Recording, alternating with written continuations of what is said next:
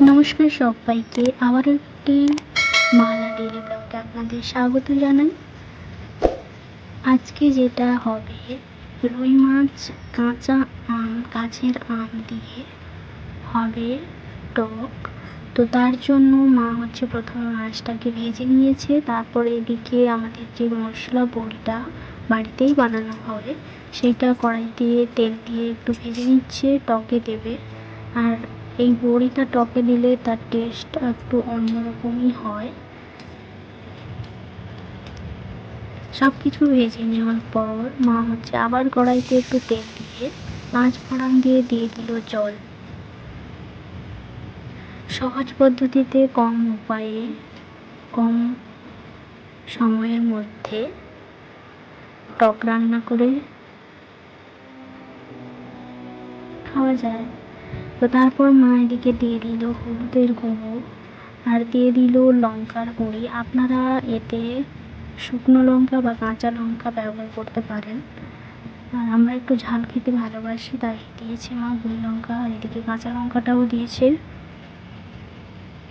আর এইটা দিয়ে হবে আজকে টক। এই আমটা প্রচুর টক, আমাদেরই গাছেরই আম।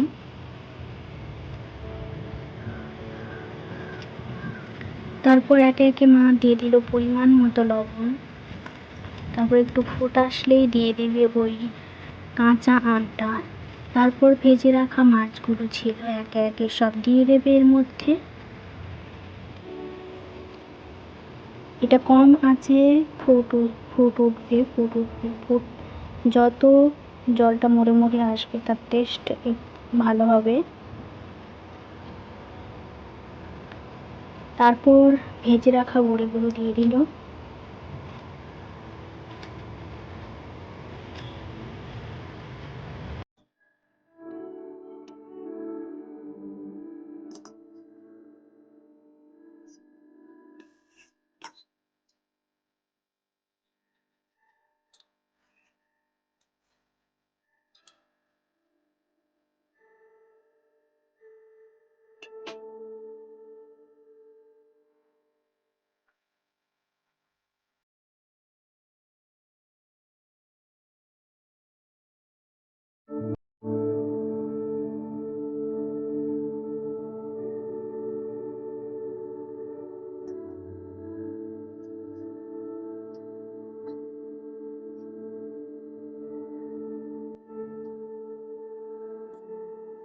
তারপর এতে দিয়ে দিবে চিনি।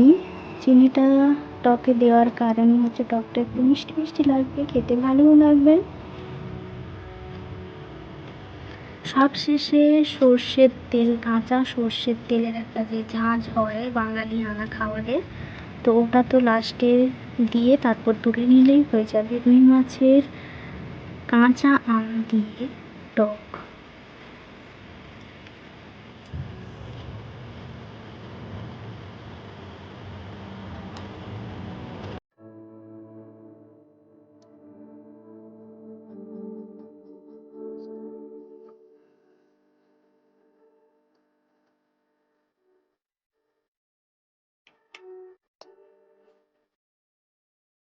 এই হচ্ছে আজ পর্যন্ত, দেখা হবে পরবর্তী একটি ব্লগে। ভালো থাকবেন সবাই, পাশে থাকবেন, চ্যানেলটিকে লাইক কমেন্ট শেয়ার সাবস্ক্রাইব করবেন। থ্যাংক ইউ সবাইকে।